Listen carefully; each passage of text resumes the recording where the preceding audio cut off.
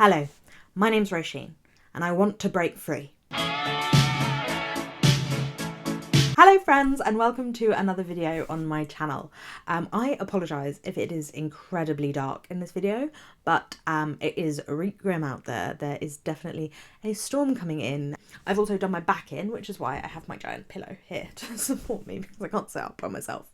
And the third and final thing I wanted to say before I started this video was that I am planning to film my 1K Q&A very soon. So if you have any questions for me, please leave them in the comments below and I will be happy to answer them. It should be the video coming out after this. Today's video, I wanted to talk about books to escape. I did a video fairly recently about books to travel to a different country, as we have all been trapped in our own countries for the past year now, nearly. So I will leave that in the cards above. But sometimes you don't want to escape to another country, because even if I was in Greece now, I would still be in Greece during a pandemic. I thought it would be fun to talk about some books to escape into an entirely different world. Whether that world is a fantasy world or just a different historical time period, which feels like a completely different world. I'm going to give you 10 recommendations for books that feel entirely different from this one. Books that you can lose yourself in, and when you look up, be surprised that you are in fact still in your house. And I think that that is a feeling that we all need at this present time. So the first book I want to recommend is a book that I talk about a lot because I love it, but I don't think I've ever put in one of these recommendations videos, and that is Wolf Hall by Hilary Mantel, of course. So if you want to escape the current pandemic, maybe the Tudor court is the place for you to escape.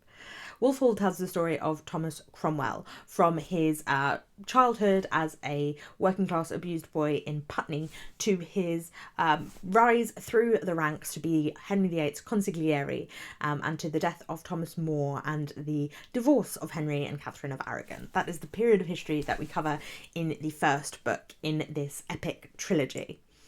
What I love most about Wolf Hall and the trilogy in general is the power of Mantel's language. She really makes you feel like you are in the Tudor period through the use of her language without going over the top or making the book difficult to read. It doesn't feel like a parody, and it also doesn't feel like dense Shakespearean language that is impossible to read, but nevertheless, you can still feel the atmosphere of the Tudor court so strongly around you. I also love the way that Mantel plays with ghosts and time. Although this is not a ghost story in any sort of horrific way, it is a story about the ghosts that haunt Thomas Cromwell and lead him to make his decisions.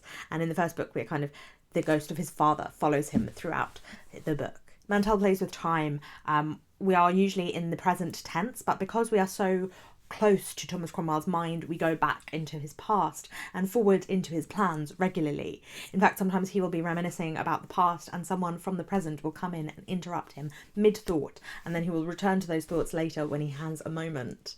It is a really great book if you love like political intrigue, because it definitely has that court machinations, Game of Thrones, House of Cards kind of vibe where it's any misstep could lead you with your head on a chopping block, and there are people constantly plotting against one another and you have to be always thinking 2 steps ahead, and Thomas Cromwell is the master of thinking a million steps ahead. He's playing 3-dimensional chess with everybody in this book. If you want to escape into the Tudor court, I feel like this is a great one because it's definitely one where you feel like you can almost smell and hear the sounds of the Tudor period. Next, if you want to escape into a historical period, but you feel like you maybe don't have the mental capacity or concentration for a 3-book, 2,000-page epic, and I wouldn't blame you, I would recommend A Registry of My Passage upon the Earth by Daniel Mason.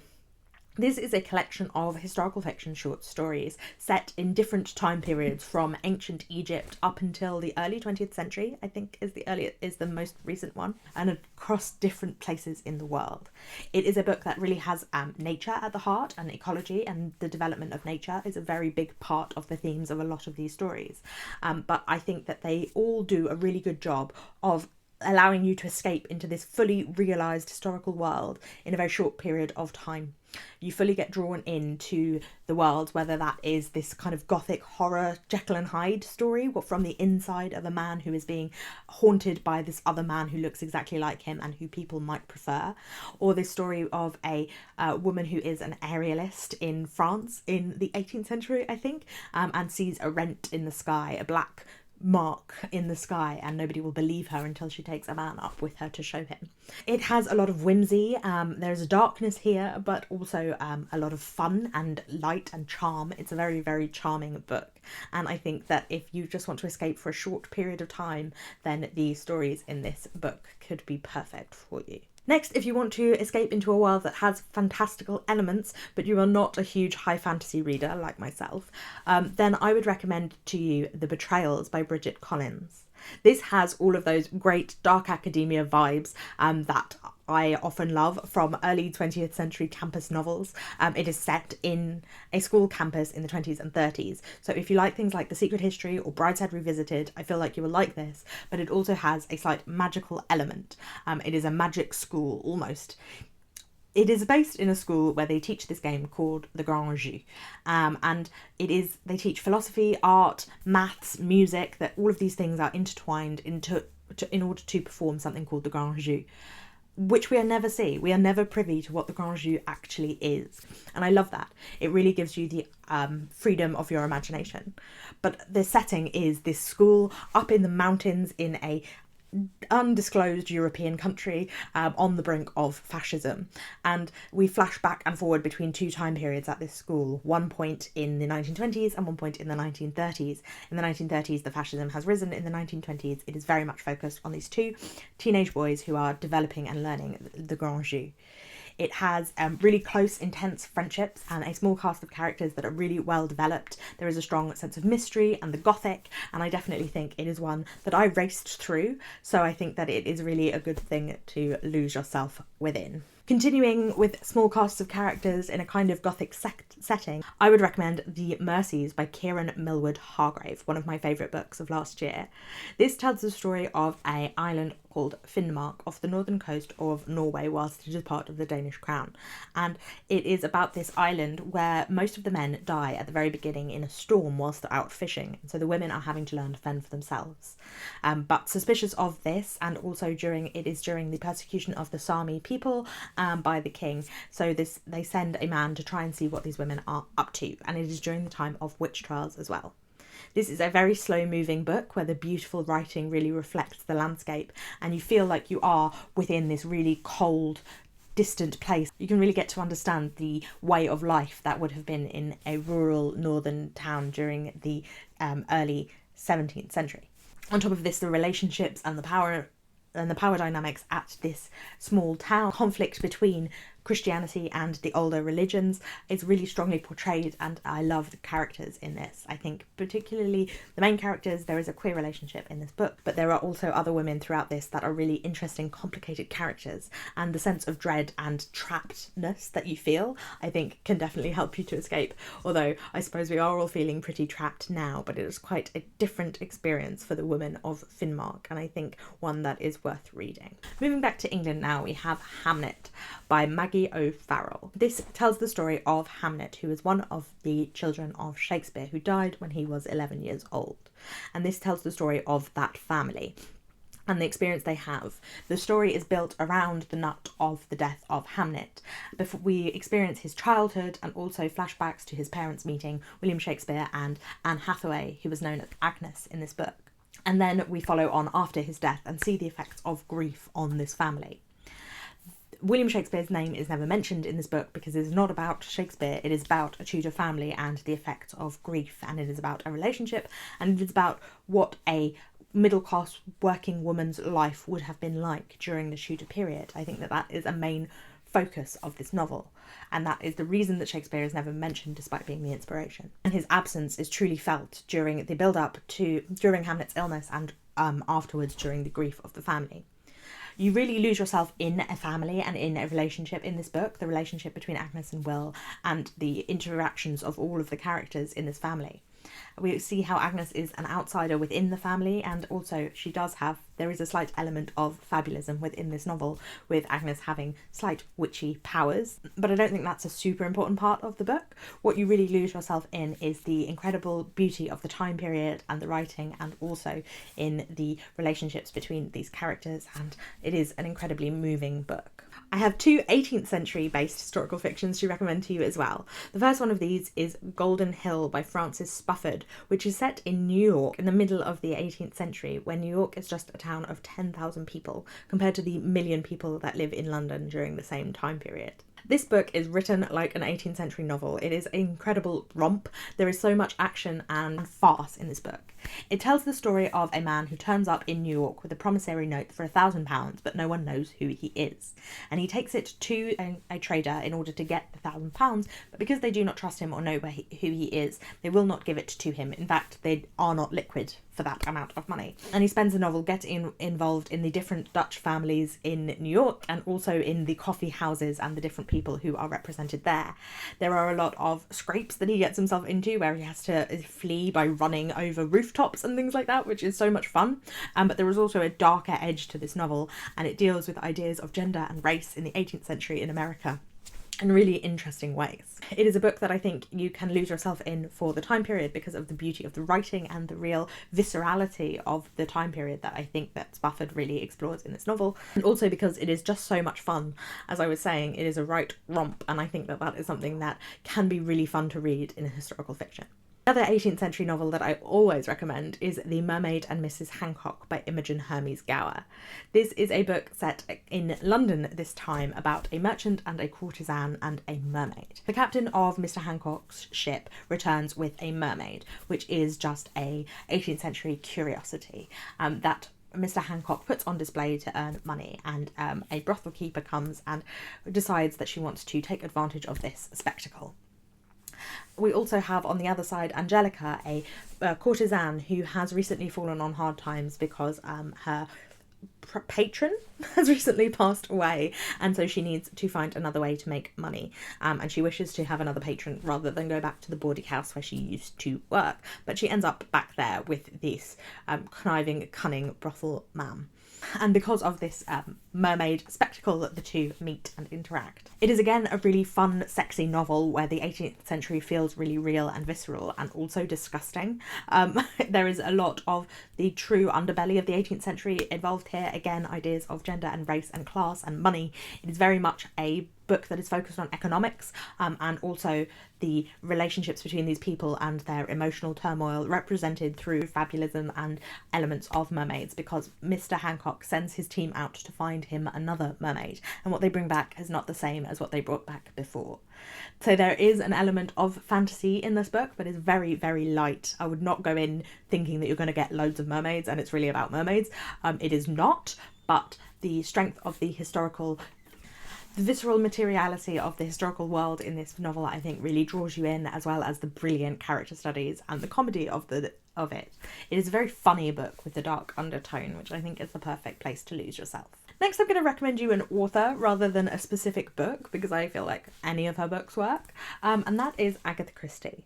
If you want to lose yourself in a 1920s, 30s, 40s, 50s mystery with a great cast of characters and a really cosy setting and fairly predictable plot, I would recommend Agatha Christie to you. I love reading Agatha Christie when I am feeling sad or just in need of some comfort. She is the perfect comfort read because she is the queen of the cozy mystery, and everybody loves to get a little bit cozy when they are in need of comfort. I feel like even though the world was not a safer or nicer place back then, and even though these books deal with murder, there is some feeling of the world being safer and cozier within the world of Agatha Christie. I also really recommend listening to the audiobooks of the Poirot books, because they're read by Hugh Fraser, who plays Hastings in the David Suchet version of Poirot, which is the one that I grew up with, and I think he does a really excellent job of bringing voices to it. Although there are also the BBC radio play adaptations, which are also really good if you love that fake walking sound. I think that can be really cozy as well. It is just so comforting to know what the formula is going to be, how the ending is going to happen and be wrapped up, and I think that because we can see the baddie being court and a very simple idea of good and bad going on in these books, it can definitely be a comforting place to go. And finally, I have 2 fantasy series to recommend to you.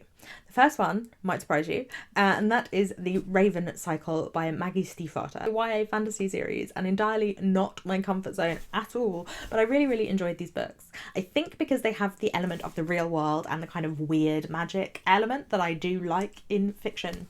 This tells the story of Blue, who is a teenage girl who lives with her mother and all of her like female relations, who all have the power to see the future or know what people are thinking or like touch people and see their past and things like that.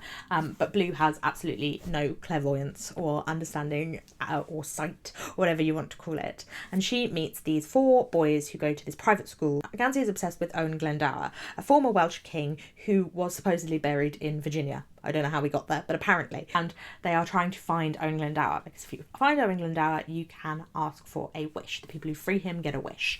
And so they kind of are going on this epic quest to find Owen Glendower and ley lines, and it's about the relationships between like all the boys, Adam and Rowan and Gansey and Blue, and all of their relationships and their epic quest. And there are 4 books, and they get progressively more and more magical. So we start off in quite a real world, but with magical elements, and we are slowly introduced to the magic, and they end up in this sort of fantasy forest, which I love. I love a fantasy forest, and I think that it's done really well. The magic is never really explained or like laid out to you. There's not a huge amount of world building, which I never want too much world building. I find it boring. I like when we're just kind of plonked in, and I think that that is really great for when you want to escape, because you are just in this world and you are learning as the characters learn, but there is not like a huge amount of introduction or spiel about what's going on. It is very much pulling you forward with the plot as we learn what goes on. And then the final series I want to recommend to you is, I think, called the Winter Night Trilogy, but I have only read the first book, The Bear and the Nightingale, so I can't recommend the whole series, but I definitely recommend the first book in the series. This is a fantasy set in northern Russia in kind of a medieval period, and it is about a girl who lives in, whose father is kind of in charge of the town, and she can see the spirits and gods of the old religion. And when her father marries a new woman, she can also see these spirits and gods, but she thinks they are demons because she is properly Orthodox Christian, and she is terrified of them and she hates it. And when she comes to their place, she brings with her a priest who is trying to rid the old religion and the old superstitions, I suppose. But the thing is that these gods are real, and it is not superstition. These gods are what is protecting them from frost and from the winter king, who might destroy them and kill them all and bring their dead walking. So there is a lot going on in this book, but I really feel like it was incredibly atmospheric. And again, the magic is introduced in such a slow way that you really feel it is integrated properly with the book. The writing is also very folk tale, fairy tale kind of inspired. There is definitely a feel of this is an old story that has existed for a long time. In fact, the book opens with a grandmother telling stories to her grandchildren whilst they all sleep on top of the oven, which just seems so magical anyway, but it really does bring the idea that these are really old stories, even though they're not. But I think they are based and influenced around Russian mythology and folklore, and that folkloric element really works very well. Those are 10 books that I think would be excellent for helping you to escape our current time and place into historical and fantasy realms. Please let me know in the comments down below any books that you would recommend to escape into, or if you have any thoughts on the books that I've recommended. And also please remember to give me some questions for my 1K Q&A, because I would love to answer any questions that you have. So leave those in the comments below too. Thank you for watching. Please remember to give this video a thumbs up if you liked it, and to subscribe, because I put out new videos every Wednesday, Friday and Sunday, and so I will see you again very soon. Bye bye!